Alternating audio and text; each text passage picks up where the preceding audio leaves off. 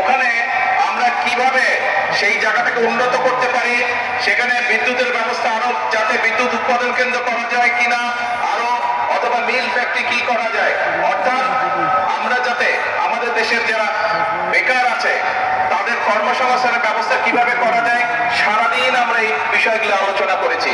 শুধু তাই নয়, এই যে আপনারা যে এই যে নির্বাচিত করেছেন, বিএনপি সরকারকে যে নির্বাচিত করেছেন, এই বিএনপি সরকার কিন্তু আপনাদের সরকার, এবং সেই জন্যই আপনারা খেয়াল করে দেখেছেন যে আমরা নির্বাচনের আগে আমরা দেশের মানুষকে কতগুলো প্রতিশ্রুতি দিয়েছিলাম। কি ছিল সেই প্রতিশ্রুতিগুলো ছিল আমাদের যে আমরা এই দেশের নারীদের অবস্থার পরিবর্তন করতে চাই, তাদেরকে আমরা আত্মনির্ভরশীল করতে চাই। সেই জন্যই কিন্তু আমরা ফ্যামিলি কার্ডের কথা বলেছিলাম, এবং আপনারা দেখেছেন যে ফ্যামিলি কার্ডের কাজ সরকার গঠন করার সাথে সাথে আমরা সেই ফ্যামিলি কার্ডের কাজ শুরু করেছিলাম। একই সাথে আমরা বলেছি যে আমরা কৃষক ভাইদের জন্য সহযোগিতা করার জন্য আমরা কৃষক কার্ড দেব কৃষক ভাইদের জন্য, সেই কাজটি আমরা শুরু করেছিলাম। আমরা নির্বাচনের আগে দেশের মানুষের কাছে আমরা ওয়াদা করেছিলাম যে আমরা যদি সরকার গঠন করতে পারি আল্লাহর রহমতে দেশের মানুষের সহযোগিতায় সমর্থনে, তাহলে আমরা সারা বাংলাদেশে যে যাদের কৃষি ঋণ, কৃষক ভাই যারা আছে যাদের কৃষি ঋণ 10,000 টাকা পর্যন্ত আছে, তাদের 10,000 টাকা পর্যন্ত কৃষি ঋণ সহ সুদ সহ আমরা মওকুফ করব। আলহামদুলিল্লাহ, আল্লাহর রহমতে আমরা সরকার গঠন করার এক সপ্তাহের মধ্যে সেই কাজটি করেছি। ফলে সারা বাংলাদেশে 13 লক্ষ কৃষক ভাই এই উপকারটি পেয়েছে।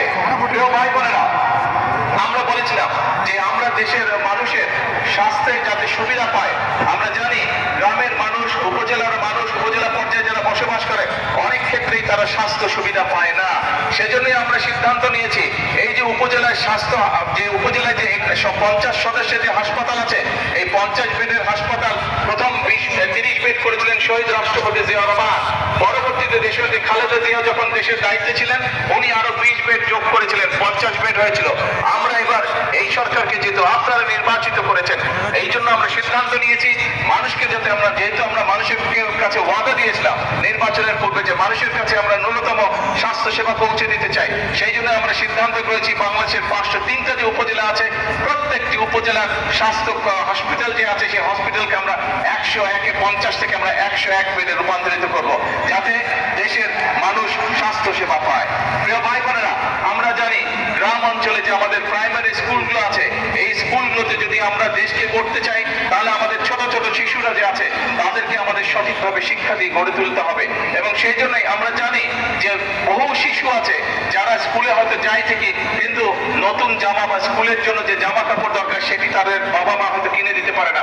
সেই জন্য প্রায় 1,20,00,000 শিশু সারা বাংলাদেশের প্রাইমারি স্কুলে আমরা সিদ্ধান্ত গ্রহণ করছি এদেরকে আমরা বিনামূল্যে সরকারের পক্ষ থেকে ক্লাস 1 থেকে 5 পর্যন্ত আমরা তাদেরকে পোশাক ব্যবস্থা করে দেবো সরকারের পক্ষ থেকে। তাদেরকে যেমন নতুন বই দেওয়া হবে, এইসব ছোট ছোট বাচ্চাদের জন্য আমরা স্কুল ড্রেসেরও ব্যবস্থা করে দেবো ইনশাআল্লাহ।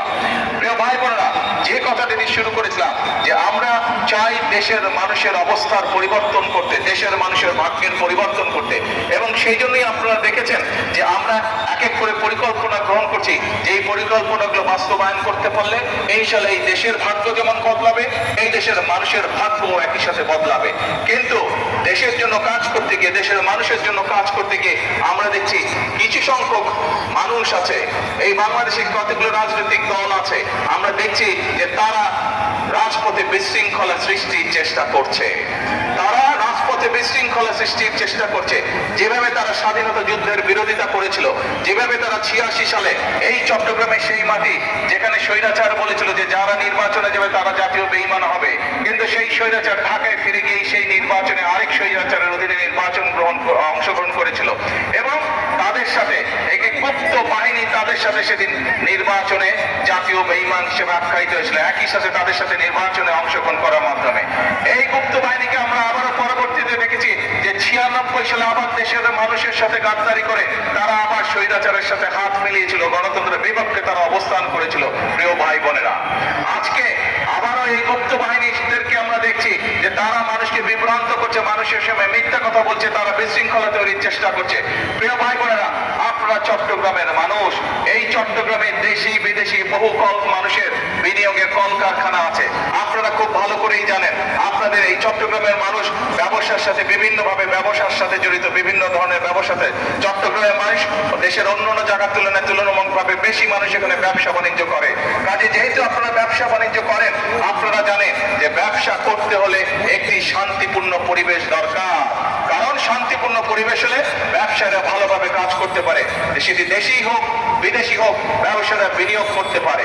এবং যদি দেশে শিল্প কারখানা গড়ে ওঠে, ব্যবসা সম্প্রসারিত হয়, তাহলে আমার দেশের সন্তানেরা সেখানে কর্মসংস্থানের ব্যবস্থা করতে পারবে, আমার দেশের নারীরা সেখানে কর্মসংস্থানের ব্যবস্থা করতে পারবে। তাহলে দেশের মানুষের আয় উন্নতি বাড়বে, দেশের মানুষের ভাগ্যের চাকা আস্তে আস্তে পরিবর্তিত হবে। কিন্তু আমরা দেখছি যে একটি রাজনৈতিক দল বিভিন্নভাবে বিশৃঙ্খলা করার চেষ্টা করছে।